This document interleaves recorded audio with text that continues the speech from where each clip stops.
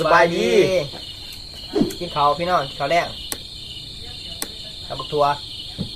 กินไก่ ไก่นี่ไก่เป็นโตเลย3 โตนี่มา 2 คน3 โตพักไปหลายคือเก่าพี่น้องกาดพักนี่ยุ่งแน่พี่น้องเอ้ย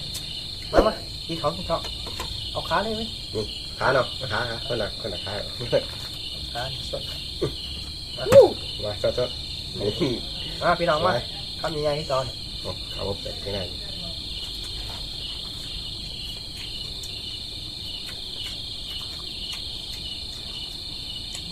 คนหลอกขาเยอะ ต้มตัวคล้ายเครื่องเหมือนกันมันนี่จับพี่น้อง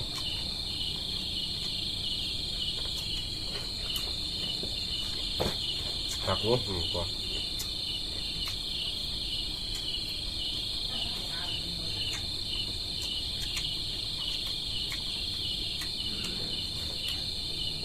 กัดเยอะพี่น้อง ใครก็ทำยังไงไป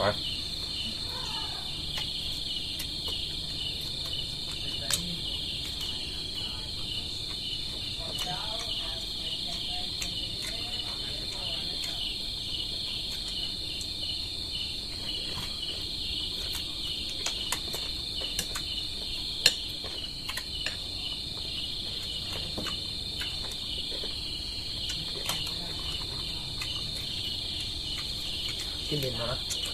กินบนใส่เขาแล้วพี่น้องกินดิน เสียงกี่ดิบกี่ดอกอะไร กินแต่ไก่เสือ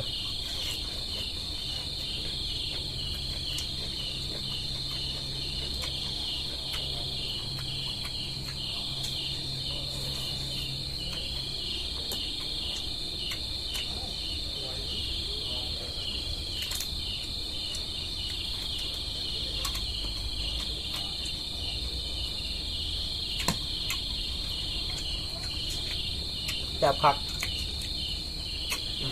ต้มตัว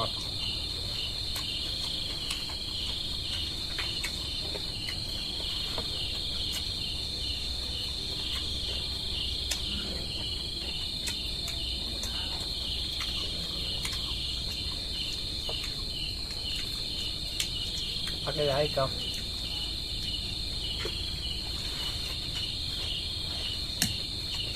เยอะ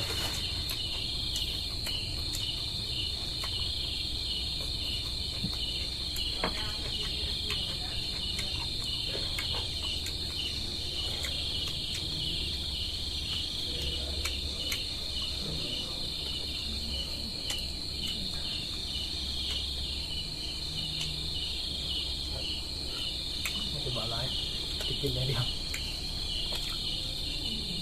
จับยั่วมา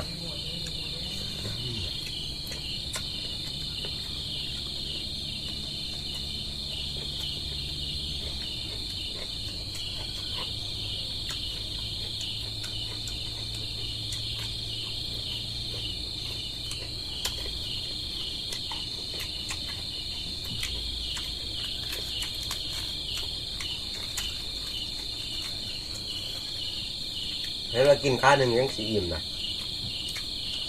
ไงเนาะ นั่น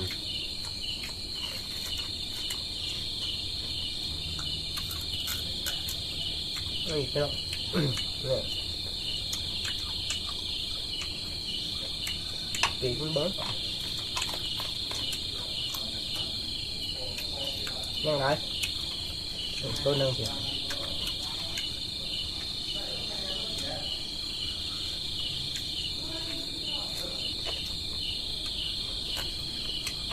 นึ่งตะไคร้แล้วพี่น้องมันนึ่งเขา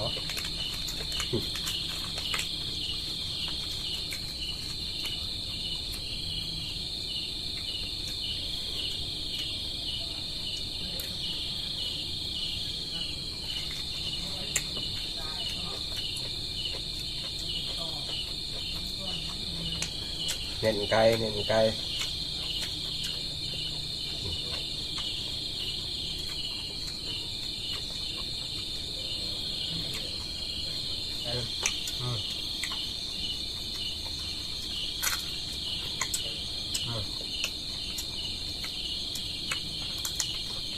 นแหละได้ไหมล่ะ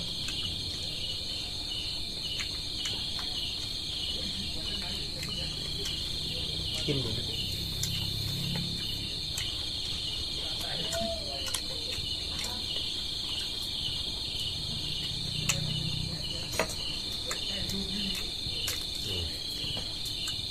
เมื่อขายหนึ่งครับอีกหนึ่งแล้ว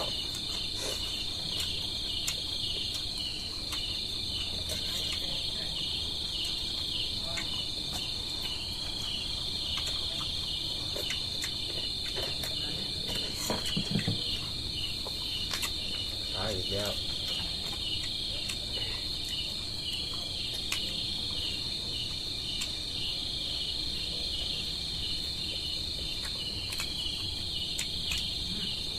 มันจะค้ากับปีกนั่นสิอิ่มเลย เส้นกายได้กับแค่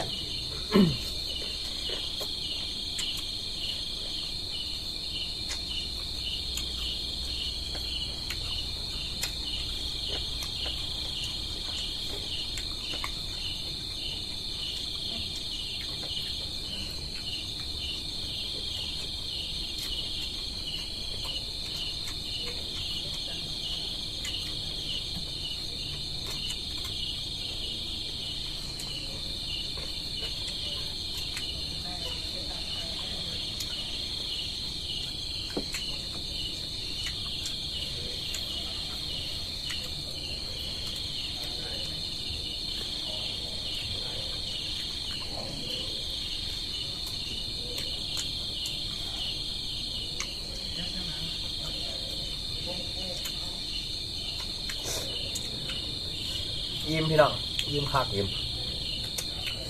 แต่ว่าได้เหรอ ความแสบมันจนเบาๆกินไรคือได้กินได้ก็ว่ากินนี่ก็คือเก่าแล้วพี่น้องมีเพียงก็เท่านี้พี่น้องเด้อรายการ อย่าลืมฝากกดไลค์กดแชร์กดติดตามกดกระดิ่งเพื่อบ่พลาดคลิปใหม่ๆของเราเด้อพี่น้องเด้อขอขอบใจพี่น้อง